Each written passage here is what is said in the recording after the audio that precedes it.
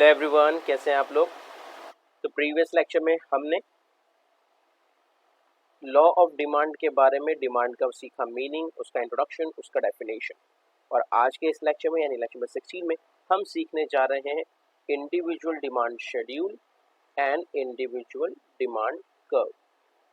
क्या होता है, कब जानेंगे। सबसे पहले सीखते हैं इंडिविजुअल डिमांड शेड्यूल। शेड्यूल क्या होता है, ऐसे टेबुलर रिप्रेजेंटेशन। हमने प्रीवियस लेक्चर में सीखा था टेबल। शेड्यूल क्या होता है, is a tabular representation of data. ठीक है, चलिए तो शुरू करते हैं। फर्स्ट कॉलम में आप देख पा रहे हैं प्राइस ऑफ अ कमोडिटी। किसी प्रोडक्ट की बात कर रहे हैं, कमोडिटी एक्स है। एक्स मींस कोई भी प्रोडक्ट का ये हो सकता है जिसका हमने आपको रुपीज में एग्जांपल लिया है कि भाई वो प्रोडक्ट का कीमत जो है, उसका प्राइस जो है वो रुपीज में।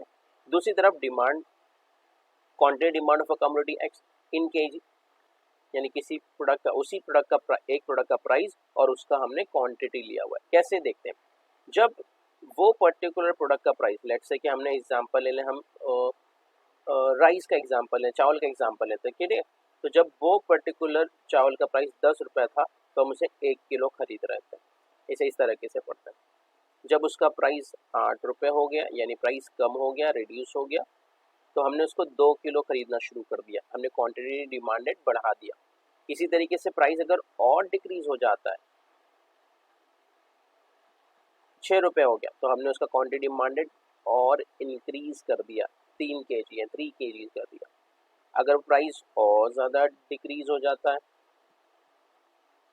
64 हो गया, तो क्वांटिटी डिमांडेड हम उसे और ज़्यादा खरीदने लगेंगे। अगर उसका प्राइस और डिक्रीज हो गया, 4 से 2 हो गया, तो हम क्वांटिटी डिमांडेड और ज़्यादा इंक्रीज कर देंगे।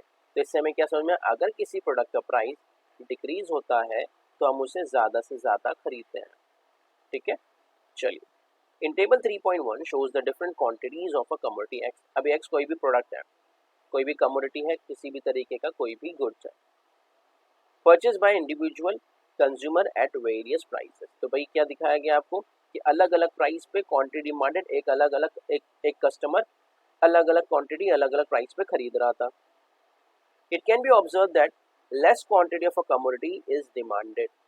आपने देखा कि किस तरीके से quantity demanded, rising price and more the quantity of commodity is demanded falling price. तो अगर आप इसे इस तरीके से पढ़ेंगे कि अगर प्रोडक्ट का प्राइस इंक्रीज हो रहा है, अगर हम नीचे से पढ़ते हैं कि प्रोडक्ट का प्राइस 2 रुपये आता है, फिर 4 रुपये आता है, फिर 6 रुपये हो गया, फिर 8 रुपये, फिर 10 रुपया, तो हम इसे यहाँ से पढ़ना पड़ेगा कि भाई 2 रुपये पे हम ज़्यादा क्वांटिटी खरीदते थे 5 केजी, फिर 4 रुपये में हमने इसको कर दिया 4 केजी, फिर 6 रुपये पे कर दिया हमने इसको 3 केजी, फिर 8 रुपये पे कर दिया 2 केजी एंड 10 रुपये पे कर दिया उसे 8 केजी। ठीक है, तो हम इस तरीके से भी इसे पढ़ सकते हैं, अपवर्ड या डाउनवर्ड। लेकिन दोनों बात से पढ़ने, यानी अपवर्ड पढ़ने से डाउनवर्ड पढ़ने से, इसके बीच में जो रिलेशनशिप है, जो इनवर्स रिलेशनशिप है, जो अपोजिट रिलेशनशिप है, वो हमेशा रहेगा। It indicates N inverse, inverse का मतलब है opposite relationship between price and the quantity demanded. तो आप इसे अपवर्ड पढ़िए या डाउनवर्ड पढ़िए, इससे ये जरूर साबित होता है, प्रूफ होता है कि प्राइस और क्वांटिटी डिमांडेड के बीच में इनवर्स रिलेशनशिप है। इनवर्स रिलेशनशिप का मतलब होता है opposite relationship. Opposite means negative relationship, यानी अगर एक चीज बढ़ेगी तो दूसरी चीज कम हो जाएगी। ठीक है, तो प्राइस और क्वांटिटी डिमांडेड के बीच में, प्राइस और क्वांटिटी डिमांडेड के बीच में नेगेटिव रिलेशनशिप हो गया, यानी अगर प्राइस इंक्रीज होगा तो क्वांटिटी डिमांडेड डिक्रीज हो जाएगा, और अगर इन केस प्राइस डिक्रीज होता है तो क्वांटिटी डिमांडेड इंक्रीज हो जाएगा। इट इज कॉल्ड नेगेटिव और इनवर्स रिलेशनशिप। तो ये हमने क्या पढ़ा, ये हमने पढ़ा इंडिविजुअल डिमांड शेड्यूल, जहाँ पे एक पर्टिकुलर कंज्यूमर अपने प्राइस से रिगार्डिंग अपना रिएक्शन दे रहा था, प्रोडक्ट खरीद रहा था, बाय कर रहा था, डिमांड कर रहा था। ठीक है, अब इसी कॉन्सेप्ट को हम कर्व के थ्रू समझते हैं, इंडिविजुअल डिमांड कर्व। चलिए पढ़ते हैं इंडिविजुअल डिमांड कर्व कैसे बनेगा, ग्राफ कैसे बनेगा। Individual demand curve is a graphical representation of individual demand schedule. Obviously जो ग्राफ है, जो कर्व है, वो कहाँ से बनेगा, वो हमेशा शेड्यूल को देख के बनता है। आई रिपीट, जो कर्व है, जो ग्राफ है, वो हमेशा शेड्यूल को देख के, यानी टेबल को देख के ही ग्राफ बनाया जाएगा। इज इट क्लियर, आप हमेशा याद रखेंगे जो टेबल है उसी टेबल यानी शेड्यूल को देख के ही ग्राफ बनाया जाएगा। In figure 3.1 represent individual demand. अब आपको 3.1 एक ग्राफ दिया हुआ है, उसमें इसे एक्सप्लेन किया हुआ है इंडिविजुअल डिमांड कर्व को। ठीक है, चलिए देखते हैं। हमने एक्सेस ड्रॉ किया, बहुत ही सिंपल इसे ड्रॉ करना। एक्स एक्सिस ड्रॉ किया, वाई एक्सिस ड्रॉ किया, X axis and Y axis. X axis में हमने क्या किया, प्राइस ऑफ अ कमोडिटी रखा है इन रुपी, यानी 1, ये 1 है, ठीक है, ये सेंटर में ये 1, ठीक है। तो इसी तरीके से हमने शेड्यूल को जो प्राइस दिया है वो 2 के रुपीज़ के हिसाब से दिया, 2, 4, 6, 8, 10। ये पैरामीटर कहाँ से सेट किए हमने 2, 4, 6 के, ये पैरामीटर ऑब्वियसली हमने अपने शेड्यूल में से देखे, आप देख पा रहे हैं हमारे प्रोडक्ट का प्राइस जो है वो इसी पैरामीटर से जा रहा है, 2, 4, 6, 8, 9, 8, 10 के फॉर्मेट में। इसी तरीके से हमने प्राइस को भी एक्स वाई एक्सिस में इसी तरीके से पुट किया, ठीक है। नाउ एक्स एक्सिस की तरफ आ जाते हैं। एक्स एक्सिस में हमने क्या किया है, क्वांटिटी डिमांडेड लिया है इन केजी में, जो हमारे शेड्यूल का दूसरा कॉलम है, उसमें क्या लिया था, क्वांटिटी डिमांडेड। ये कैसे, 1, 2, 3, 4, 5, 6। अब देखिए हमने एक्स एक्सिस को भी इसी तरीके से डिवाइड किया, 1, 2, 3, 4, 5, 6, ठीक है। तो अगेन हमारा जो शेड्यूल था कहाँ से शुरू हुआ था, प्राइस क्वांटिटी का था, उस प्रोडक्ट का प्राइस था 10 रुपी और हमने 1 kg परचेज किया था, ठीक है। इसी तरीके से आगे बढ़ते हैं।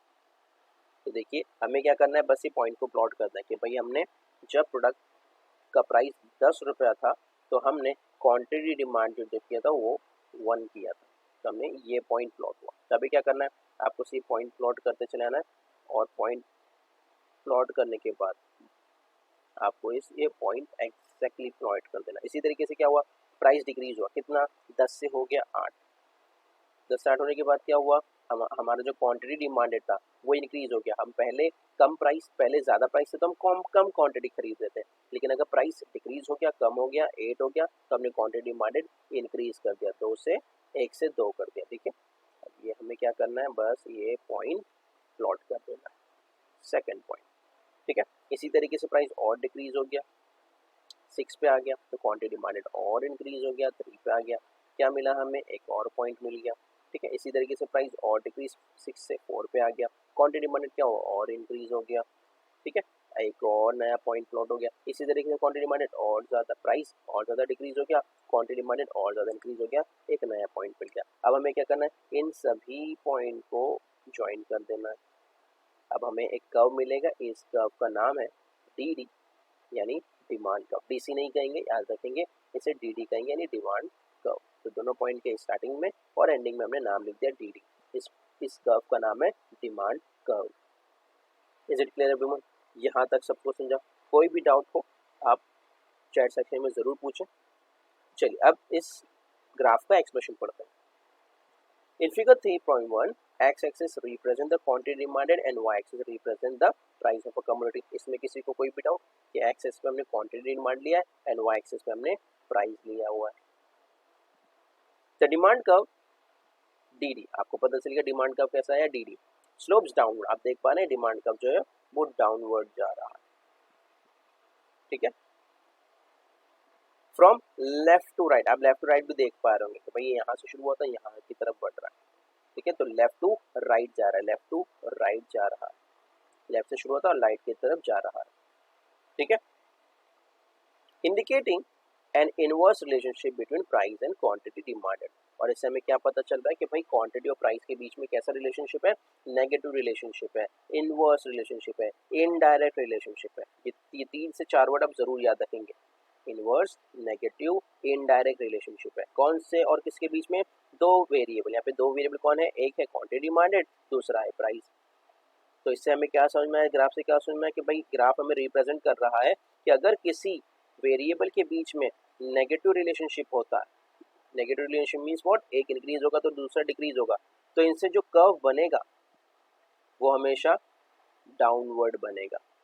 आप अब ये कंफ्यूज ना होना है, आपको कंफ्यूज नहीं कि ये कर्व अपवर्ड भी सही, डाउनवर्ड भी है तो है, ये डाउनवर्ड है तो अपवर्ड भी तो नहीं, आपको इस तरीके से डिसाइड नहीं करना कि अपवर्ड है डाउनवर्ड है। आपको ये देखना कि जो वेरिएबल्स हैं क्वांटिटी डिमांड और प्राइस, उसके बीच में कैसा रिलेशनशिप है।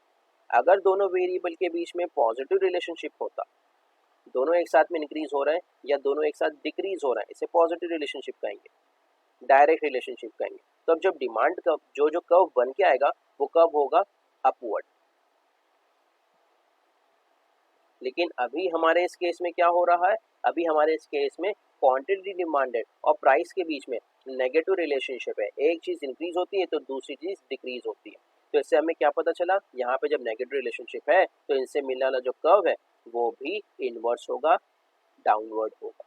याद रखेंगे, दो वेरिएबल, एक इंक्रीज हो रहा है दूसरा डिक्रीज हो रहा है, तो जो कर्व मिलेगा वो डाउनवर्ड मिलेगा। आपसे ऑब्जेक्टिव के पॉइंट ऑफ व्यू से पूछा जा सकता है कि यहाँ पे क्वांटिटी और डिमांड के बीच में कैसा रिलेशनशिप, तो आपको बताना है इनवर्स रिलेशनशिप है, इनडायरेक्ट रिलेशनशिप है।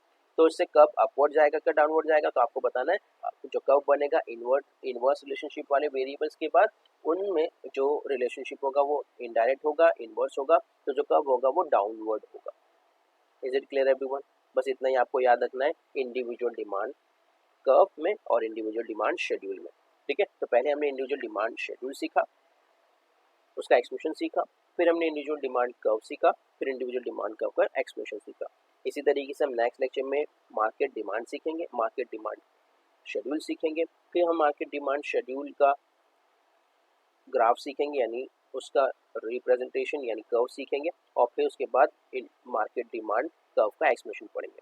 तो आई होप यहाँ तक सबके डाउट क्लियर हो गए होंगे, individual demand and individual demand schedule, individual demand curve. तो मिलते हैं नेक्स्ट लेक्चर में, जब तक के लिए keep learning, keep growing, keep smiling, thank you very much and of course good bye.